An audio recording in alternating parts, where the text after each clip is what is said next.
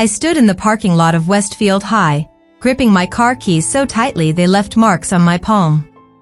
20 years.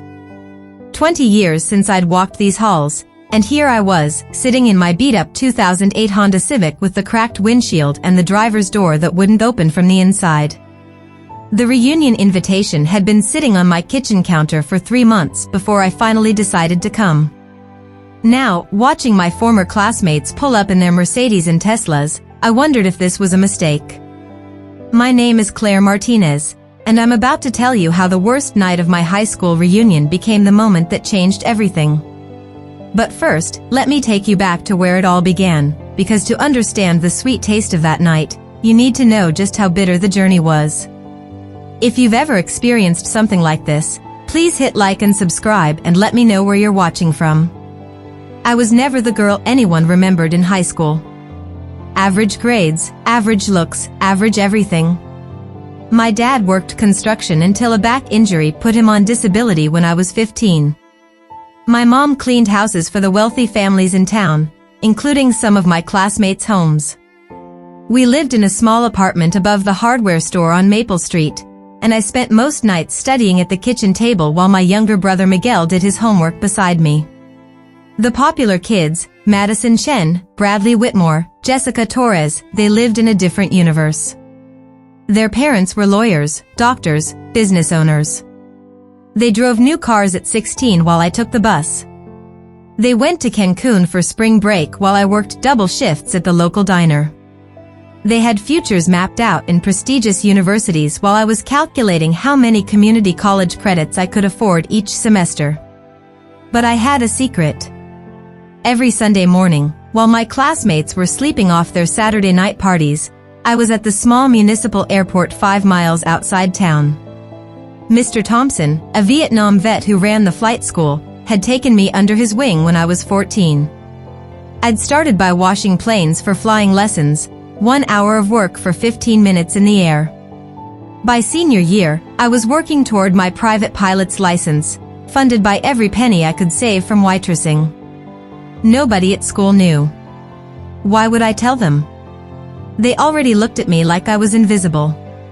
The few times I'd tried to join conversations about future plans, mentioning aviation had earned me either blank stares or patronizing smiles.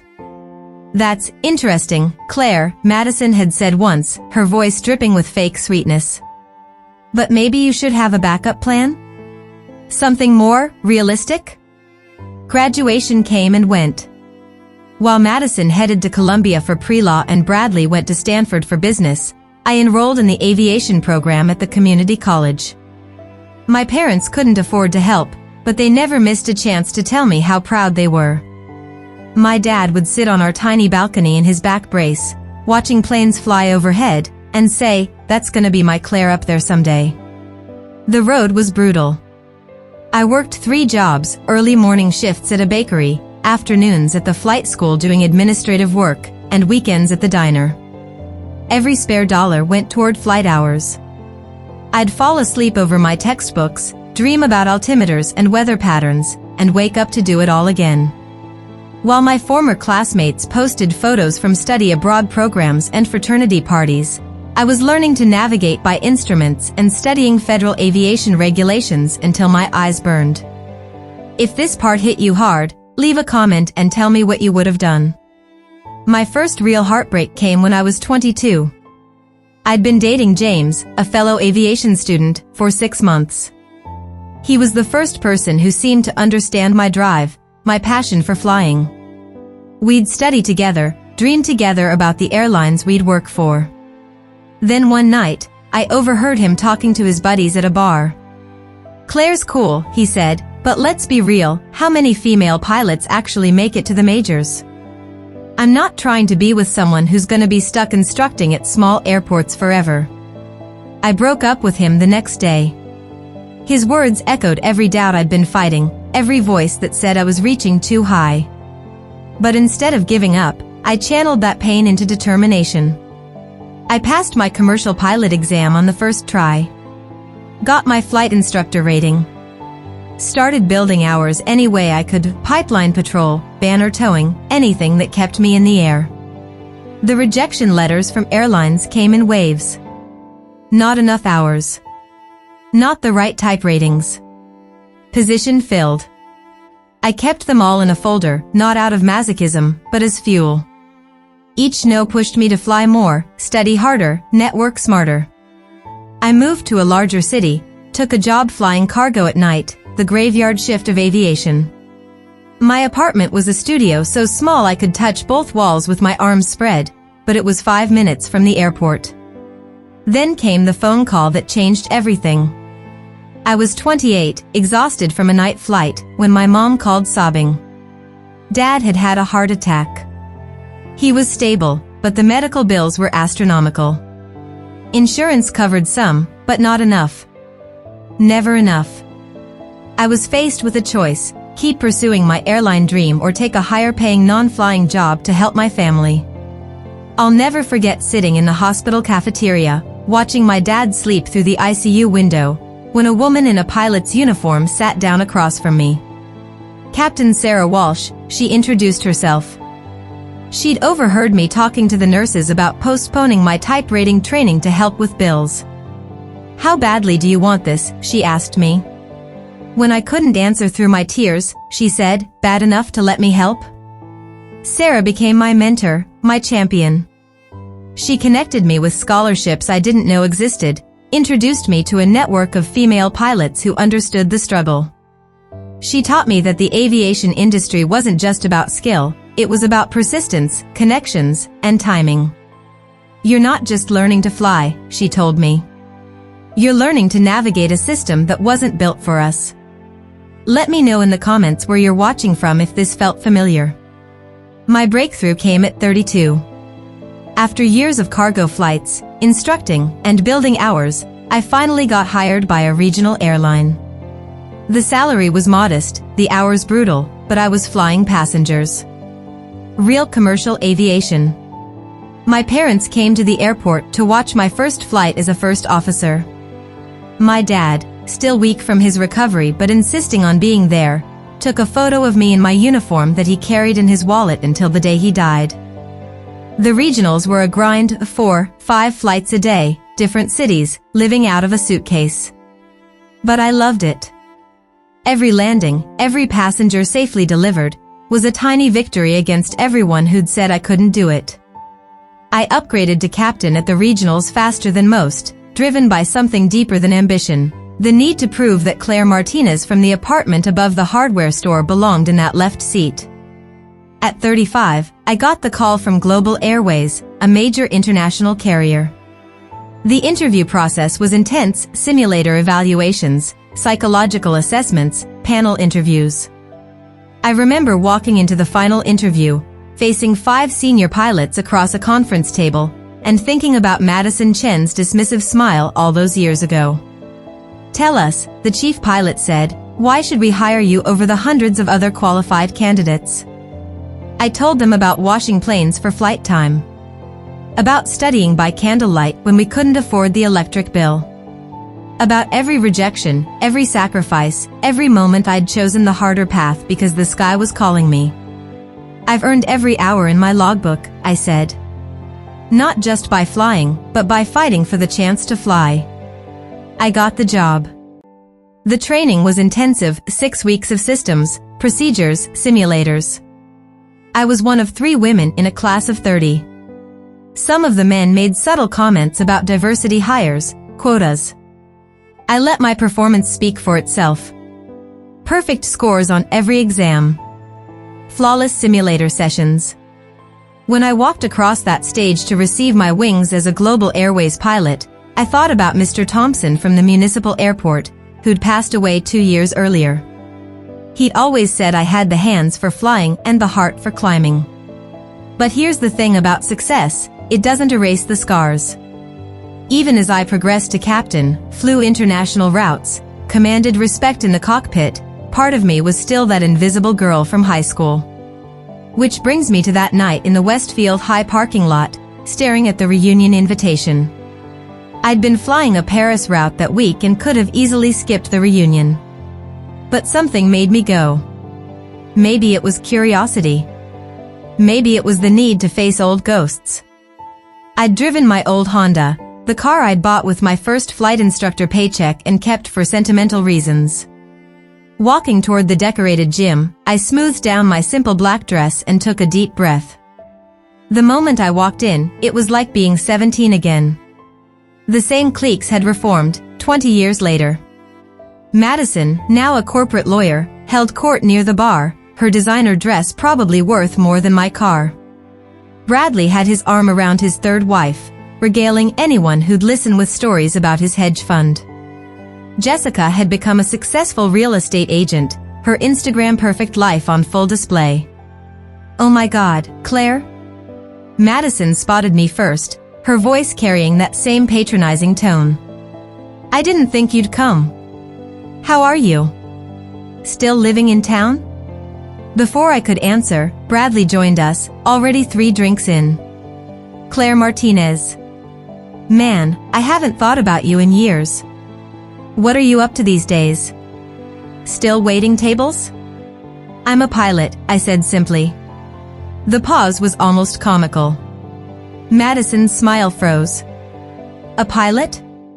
Like small planes?" "That's so quirky." "Commercial aviation," I clarified. "I fly for Global Airways." Jessica had wandered over by then. "Global? Isn't that like a major airline? Are you a flight attendant?" "Captain," I said. "I fly the 777 on international routes." The disbelief in their faces was palpable. Bradley actually laughed. "Come on, Claire. You don't have to make things up to impress us. We're all friends here."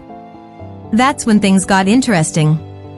Madison pulled out her phone, presumably to fact-check me, when the DJ announced it was time for the reunion slideshow. We all turned to watch embarrassing teenage photos flash across the screen. There I was, barely visible in the background of group shots, always on the periphery. Then came the senior superlatives. Most likely to succeed, Bradley Whitmore. Most likely to travel the world, Madison Chen. If this story moved you, hit that like button and share it with someone who needs to hear it. The universe has a sense of humor, because just as the slideshow ended, my phone buzzed. A text from my co-pilot for tomorrow's flight, Captain Martinez, "Weather's looking rough for the London route. Want to brief early?" Madison saw the text over my shoulder. Her face went through several expressions before settling on forced friendliness. "So you really are a pilot. That's wow. I mean, who would have thought? You were always so quiet." The conversation that followed was painful.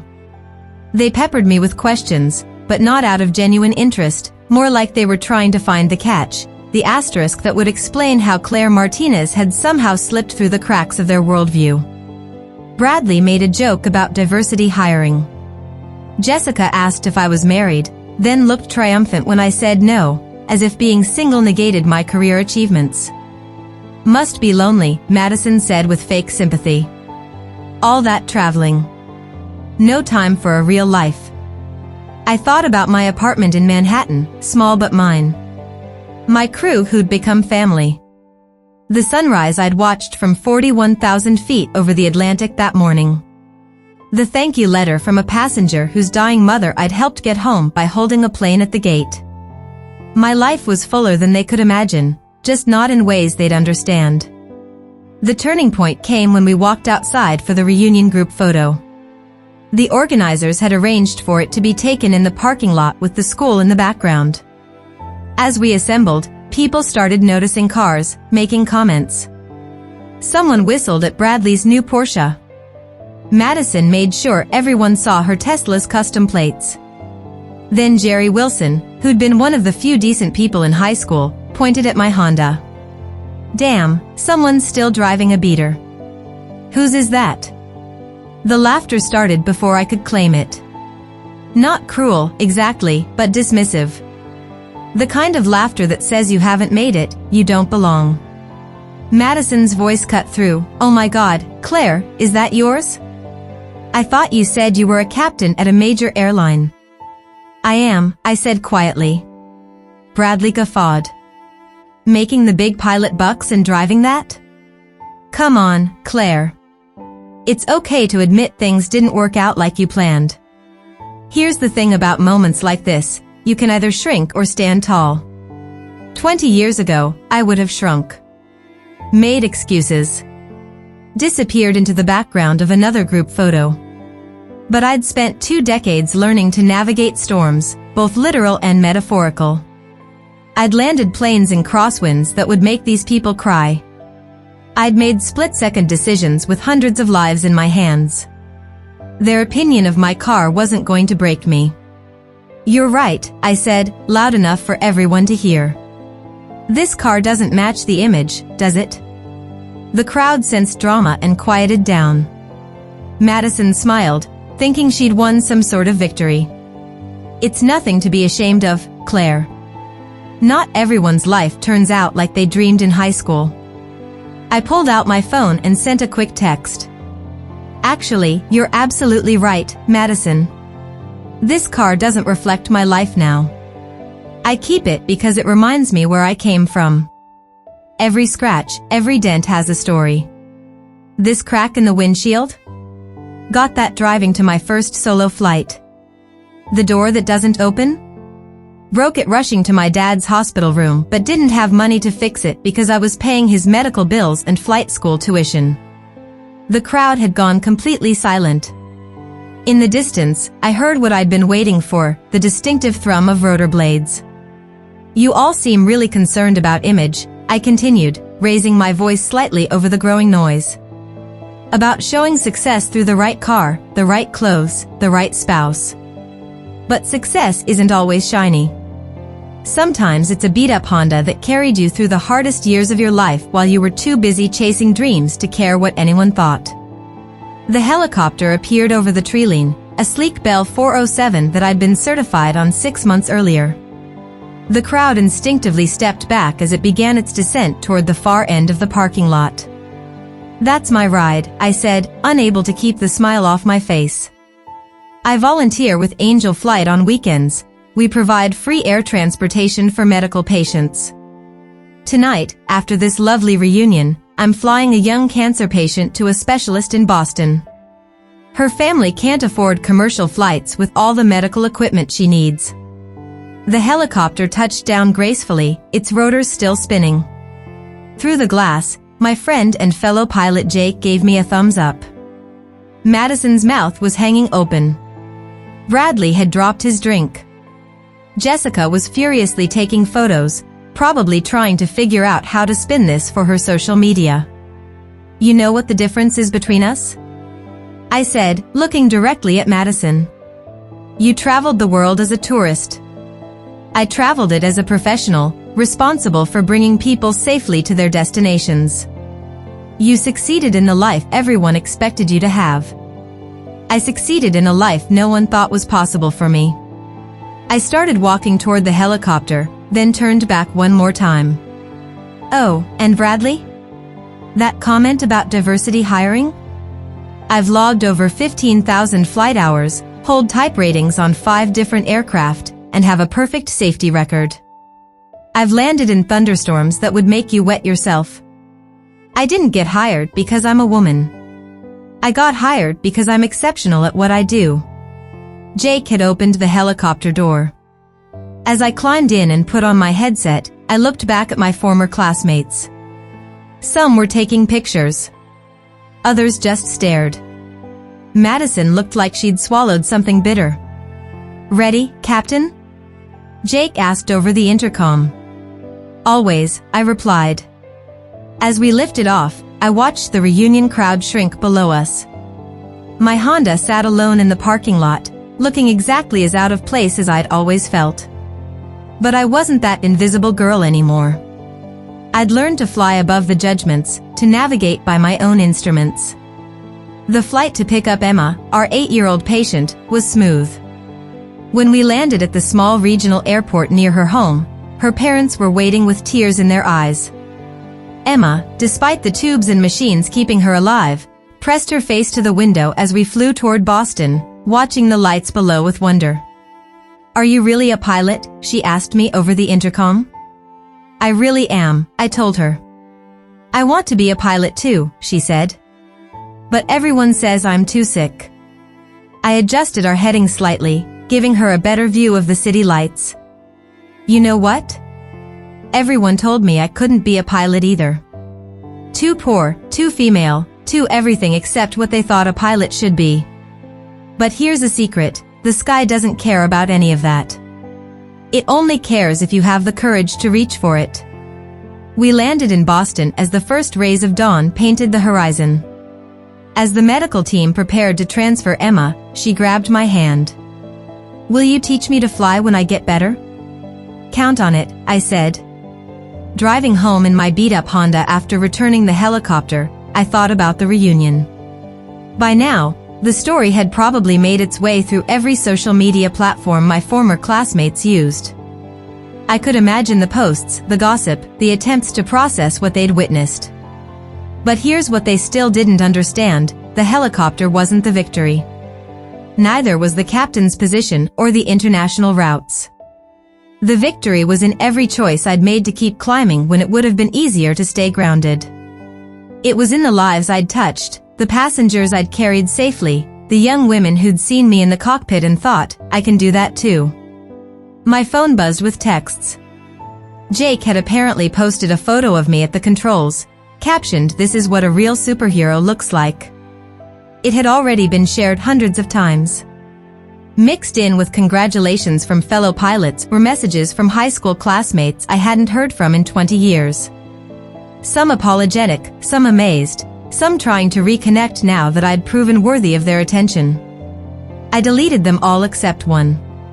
Jerry Wilson had written, "Claire, I remember you studying alone in the library every lunch. I should have sat with you. I should have asked about your dreams. I'm sorry it took a helicopter for us to see you. You were always extraordinary." 6 months later, Madison Chin sent me a LinkedIn request with a message, "Claire, I've been thinking about that night at the reunion. My daughter wants to be a pilot now. She saw the video of you flying off and won't stop talking about it. Could we maybe get coffee sometime? I'd love for her to meet you." I accepted the request but declined the coffee. Not out of spite, but because I was about to leave for a month-long assignment training new pilots in Dubai. The girl who'd been invisible in high school didn't need validation from the people who'd looked through her. She'd found her own altitude.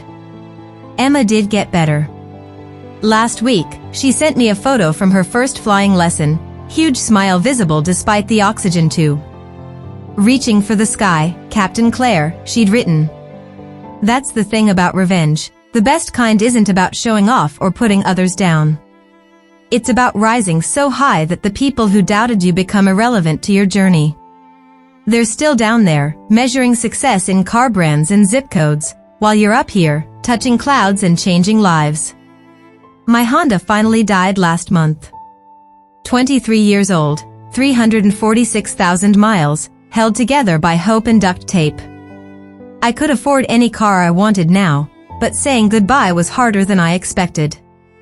I donated it to a vocational school, hoping some kid learning to be a mechanic might practice on it, might see the value in keeping broken things flying. I bought a modest SUV. Reliable, practical, nothing flashy. My fellow pilots tease me about it. "Martinez, you fly a $70 million aircraft and drive a base model Toyota?" "It gets me to the airport," I tell them. The real traveling happens after that. Sometimes, when I'm cruising at 41,000 feet, watching the sun paint the clouds gold, I think about that reunion night. Not with bitterness or triumph, but with gratitude. Those people, with their small definitions of success and their narrow views of possibility, had given me the greatest gift without knowing it. They'd shown me exactly who I didn't want to be, exactly what I wasn't willing to settle for. To anyone reading this who's ever felt invisible, underestimated, or told their dreams are too big, keep climbing. The view from up here is worth every struggle, every sacrifice, every moment of doubt. The turbulence is temporary, but the altitude you gain is yours forever. And if you ever see a pilot walking through the airport, know that you might be looking at someone who washed planes for flight hours, who studied by candlelight, who chose the sky over security. Someone who learned that the best revenge isn't proving others wrong, it's proving yourself right. Fly high, chase hard, and never apologize for the vehicle that gets you to your launching pad. Whether it's a beat-up Honda or a borrowed bicycle, what matters is where you're headed, not what carries you to the starting line. This is Captain Claire Martinez, signing off. Blue skies and tailwinds, always. Don't forget to like and subscribe if you've ever felt underestimated. And remember, the next time someone laughs at your old car, your small apartment, or your imperfect life, just smile. They have no idea how high you're about to soar.